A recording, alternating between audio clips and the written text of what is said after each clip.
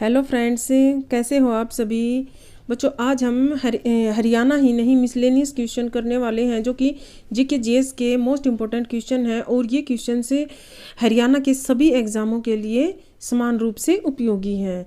HSSC के एग्ज़ामों में भी ये क्वेश्चन आए हुए हैं और बाकी स्टेट एग्ज़ामों में भी काफ़ी बार पूछे गए हैं। मोस्ट इम्पोर्टेंट क्वेश्चन है, तो आप ध्यान से करना, ठीक है। तो चलिए शुरू करते हैं। हमारा फर्स्ट क्वेश्चन, प्लासी का युद्ध किस वर्ष हुआ था। प्लासी का युद्ध हुआ था 1757 में।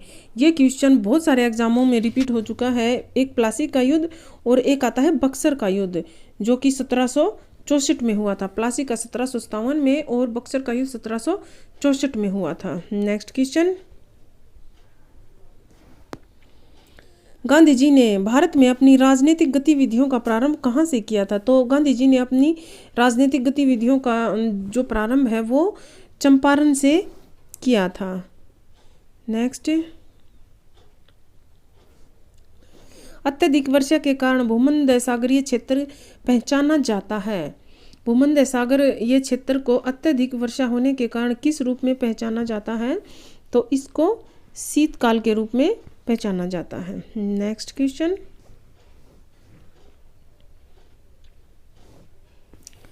हड़प्पा सभ्यता स्थल बनावली को फतेहाबाद हरियाणा में खुदाई से किसने निकाला।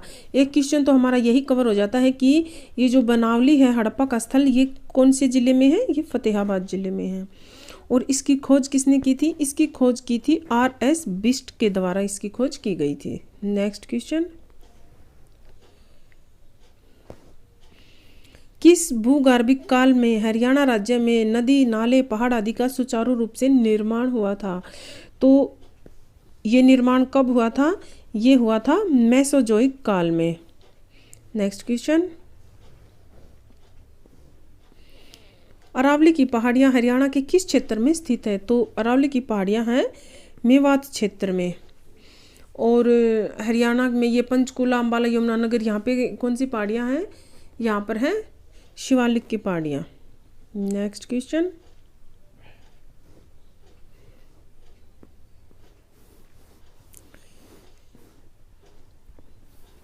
डॉक्टर जसबीर ने अपनी पुस्तक में हरियाणा को मुख्य रूप से कितने भागों में विभाजित किया है।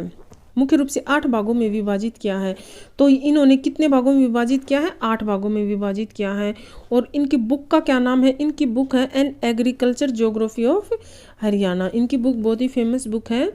कई बार ये एग्जामों में ये क्वेश्चन भी पूछती है एचएसएससी की डॉक्टर जसबीर राठी की बुक कौन सी है, या फिर उसके बुक में हरियाणा को मुख्य रूप से कितने भौगोलिक क्षेत्रों में बांटा गया है। तो ये इसका क्वेश्चन हो जाएगा 8 में। नेक्स्ट,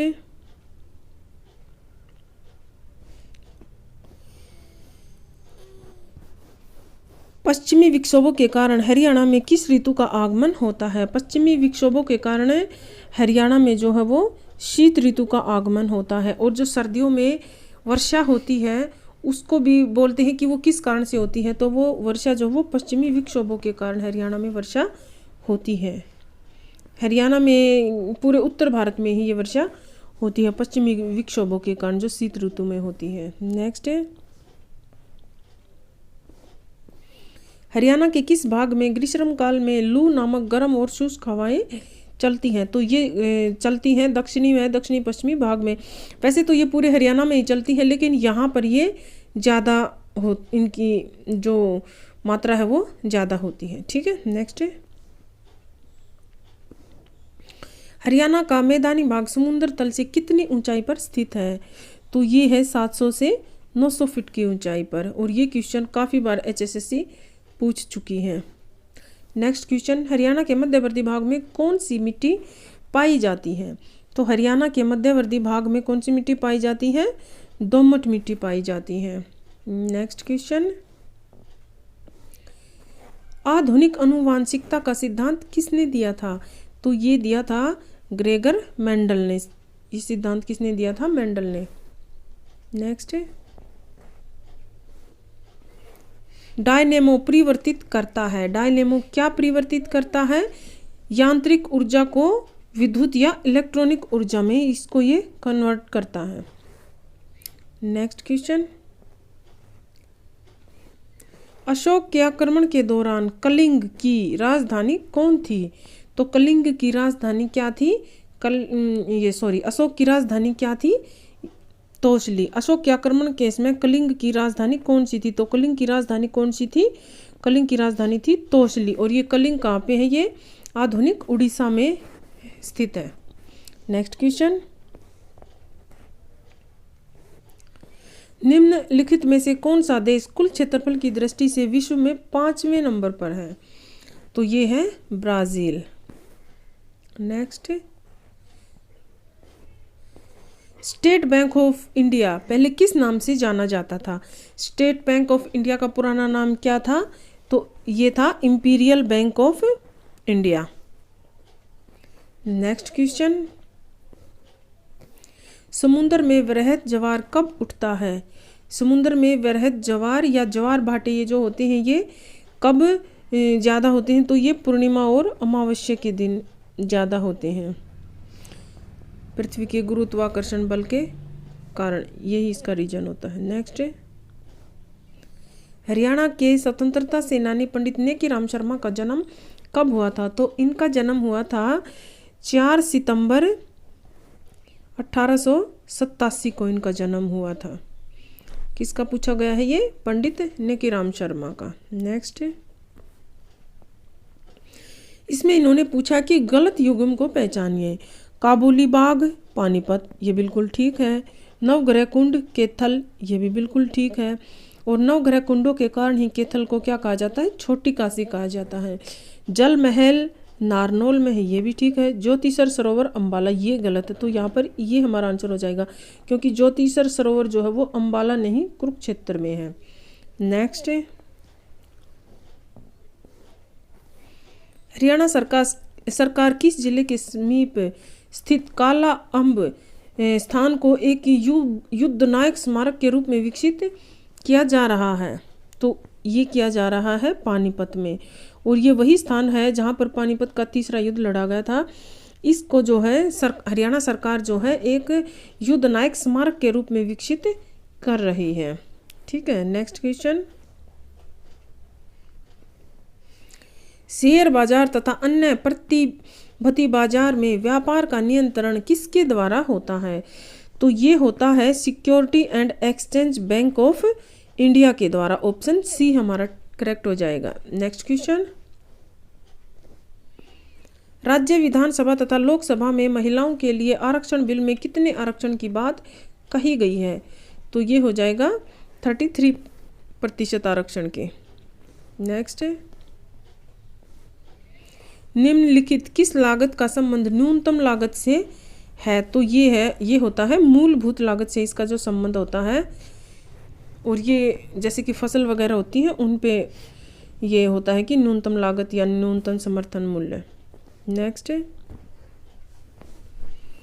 अपने अक्ष पर पृथ्वी एक चक्कर कितने समय में पूरा करती है? तो पृथ्वी अपने अक्ष पर एक चक्कर जो है वो कितने समय में पूरा करती है? 23 घंटे 56 मिनट 4.9 सेकेंड।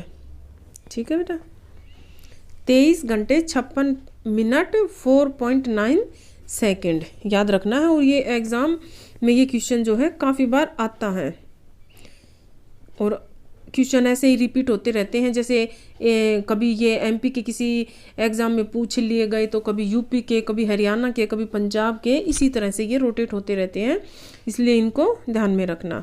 ठीक है। नेक्स्ट,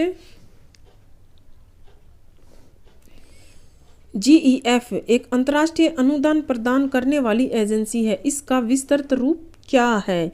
तो इसमें GEF की फुल फॉर्म पूछी गई है। G से ग्लोबल, E से इन्वायरमेंट और F से फंड।